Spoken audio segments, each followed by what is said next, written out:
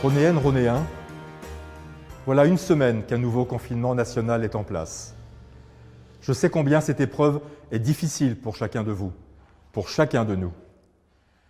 La situation sanitaire est telle que j'invite chaque Ronéen à observer scrupuleusement les règles sanitaires, fussent-elles parfois difficiles à vivre, voire à comprendre. C'est tous ensemble, grâce à l'intelligence collective, à l'esprit de cohésion, que nous réussirons à venir à bout de ce virus de Covid-19. Les mesures gouvernementales qui s'imposent à nous, sans concertation des élus locaux, mettent aujourd'hui nos commerces de proximité en danger. Considérés comme non essentiels par un gouvernement qui semble de plus en plus dépassé par les événements, ils sont pourtant essentiels à la vie économique de nos communes et à l'intégrité sociale de nombre de nos concitoyens. C'est pour faire face à cette désorganisation gouvernementale qu'avec plusieurs maires de notre territoire Grand Paris Grand Est, nous avons déposé un référé contre le décret portant fermeture de nos commerces.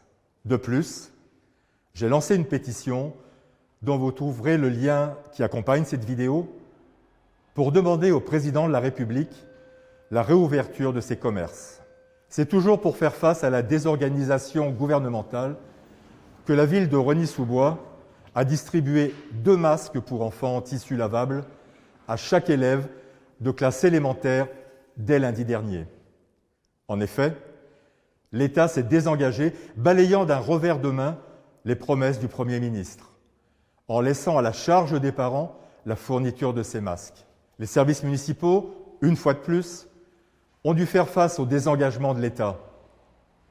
Une seconde distribution sera effectuée dès lundi prochain, 9 novembre, portant à 4 masques la dotation assurée par la ville. Et c'est encore pour faire face à la désorganisation gouvernementale que je n'ai eu d'autre choix que de prendre la décision de ne pas assurer, dans l'immédiat, la gratuité du stationnement. Ainsi, la ville de Rosny-sous-Bois pourra faire face au manque d'engagement social de l'État et donc assurer un doublement des aides accordées par le CCAS et attribuer des subventions exceptionnelles aux associations caritatives d'aide alimentaire. Ronéennes, Ronéens, quel que soit le désengagement de l'État dont je viens de vous parler, je veux saluer le travail de l'ensemble des personnels soignants, des pompiers, des policiers, des militaires, des fonctionnaires étatiques et territoriaux, des agents municipaux qui sont présents au quotidien pour faire face, pour venir en aide et soutenir les Français. Ils sont la force indispensable à la continuité du service public. Ronéennes, Ronéens, soyez assurés que cette continuité du service public sera assurée par la ville de Rosny-sous-Bois. Soyez assurés de pouvoir me trouver à vos côtés, ainsi que l'ensemble des élus et des agents municipaux, pour défendre vos intérêts et vous permettre d'affronter cette période aussi sereinement que possible. Je souhaite à chacun et chacune de vous, ainsi qu'à vos familles, beaucoup de courage pour affronter cette épreuve. Nous ne devons pas perdre espoir.